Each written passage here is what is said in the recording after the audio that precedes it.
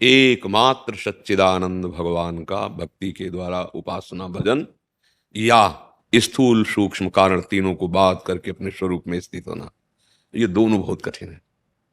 इसकी यात्रा शुरू होती है गुरु चरणों से। गुरु चरणों का आश्रय लेकर नाम जप करो। गंदे आचरण जो नहीं करने चाहिए वो उनके बल से हम त्याग कर रहे हैं। उसमें अहम स्वीकार ना करें, क्योंकि अहम स्वीकार करते ही सबसे बड़ी मलिनता अहम है, सबसे बड़ी गंदगी अहंकार है, और ये बड़ा सूक्ष्म है।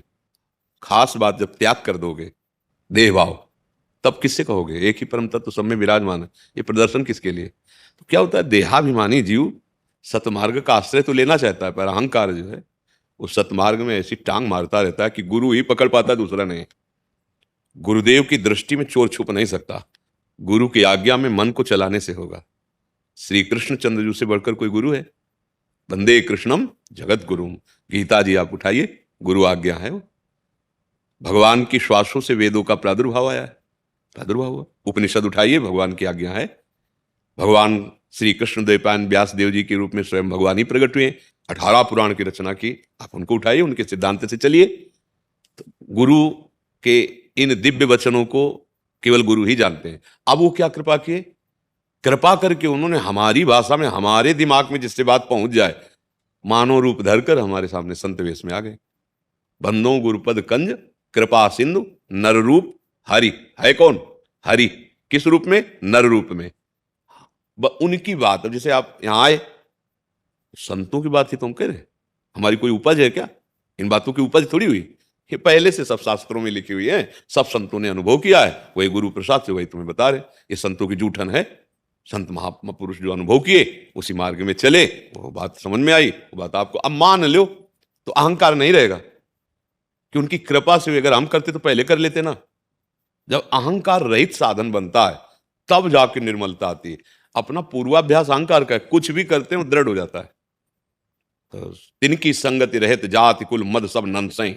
गुरुदेव की, संत महापुरुषों की चरण धूलि के प्रताप से अहंकार का मर्दन करके वो अपने स्वरूप में आता है, या भगवत प्रेम को प्राप्त होता है। जब रहुगण को उपदेश किया जड़ भरत जी ने, तो रहुगण ने कहा किस साधना से बोध प्राप्त होता है? जो आप बोले, बोले रहुगणित तत्तपसा न याति न चेज्या न निरूपणाद गृहाद्वा न छंदसा न जलाग्नि सूर्यो बिना महात्पाद रजोभिषेकम।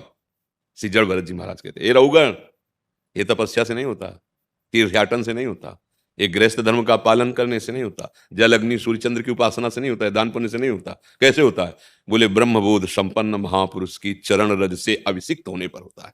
अर्थात उनकी आज्ञा पालन करके मन वचन कर्म से वो जो कह रहे हैं वैसे ही चले तो ये हो जाता है। अगर संतों का आश्रय लिया तो फिर ये अहंकार न वचनों में और न अंदर विचार में, विचार में अहंकार विष है। जब हम विचार में चलते हैं तो अहंकार ही चलता है, ये कर लिया, अब ऐसा कर लेंगे, ऐसा कर लेंगे, ऐसा कर लेंगे। जब तक करना है तब तक वो बैठा है, जब हो रहा है तो अहंकार लीन हो गया। अब हो रहा है, आप दृष्टा मात्र हैं, यंत्रवत भगवान चला रहे हैं, गुरुदेव चला रहे हैं, या यंत्रवत प्रकृति से हो रहा है। आप कर्ता और भोक्ता दोनों भाव से रहित, तब वो जाके निर्विकार होता है।